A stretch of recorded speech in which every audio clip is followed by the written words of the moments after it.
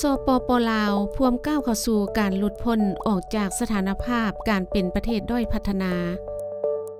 ในซุ้มปีต่อหน้า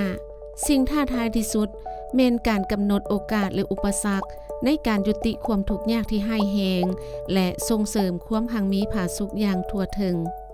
ในทศวรรษที่ผ่านมาเศรษฐกิจของสปป.ลาวได้มีการเติบโตอย่างเข้มแข็งถึงจังใดก็ตามพวกเขาต้องเข้าใจอย่างลึกซึ้งว่ามันแม่นการเติบโตที่ทั่วถึงบ่และการเติบโตแบบนี้มีความยืนยงบ่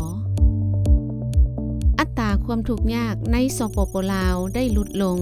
แต่ในจังหวะที่ซ่าถ้าเทียบใส่ประเทศอื่นๆนี้ก็ย้อนว่าการเติบโตของสปป.ลาวถูกขับเคลื่อนโดยแขนงทรัพยากรธรรมชาติเป็นหลักซึ่งได้สร้างจำนวนเวียกเฮ็ดงานทำที่น้อยในเวลาเดียวกันแขนงการกสิกรรมและปรุงแต่งได้รับการปรับปรุงที่ซักซ่าและจำกัดรายรับของชาวกสิกรพร้อมกันนั้นแขนงการผลิตได้มีการขยายตัวในระดับปานกลางและสร้างเวียกเฮ็ดงานทำที่น้อยหลาย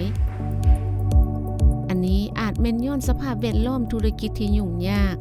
การขาดเคินทรัพยากรมนุษย์ที่มีทักษะและมีการศึกษาขั้นพื้นฐานในขณะที่ชีวิตการเป็นอยู่ได้รับการปรับปรุงประชากรส่วนใหญ่ยังขาดการเข้าถึงคุณภาพการบริการขั้นพื้นฐานอัตราการเติบโตนี้จะสืบต่อมีความเข้มแข็งในอนาคตต่อหน้าหรือบ่คำตอบขึ้นอยู่กับว่าสปป.ลาวจะสามารถแก้ไขสิ่งท้าทายทางด้านเศรษฐกิจมหาภาคแนวใดในนั้นรวมถึงการลดผ่อนการขาดดุลงบประมาณมาตรการคุ้มครองหนี้สินแบบยืนยงและรับประกันความเสถียรภาพของแขนงการเงินสปป.ลาวต้องสร้างโอกาสให้แขนงที่บ่แม่นทรัพยากรธรรมชาติเพื่อสร้างเวียกเฮ็ดงานทำให้แรงงานหนุ่มน้อยจำนวน 900,000 คนในทศวรรษที่จะมาถึงสปป.ลาวจำเป็นต้องได้ลงทุนเข้าในสุขภาพและการศึกษาของประชาชนนอกนั้นการสร้างความเข้มแข็งในการคุ้มครองทรัพยากรธรรมชาติแม้นมีความสำคัญอย่างยิ่งการปกปักรักษาและขยายเนื้อที่ปกหุ้มของป่าไม้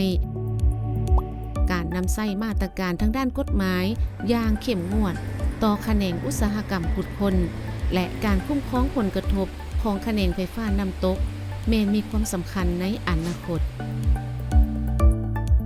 กลุ่มธนาคารโลกได้เป็นคู่ร่วมงานที่น่าเชื่อถือของสปป.ลาวมาหลายกว่า50 ปีและจะสืบต่อให้การช่วยเหลือเพื่อให้สปป.ลาวมีการเติบโตที่เข้มแข็งทั่วถึง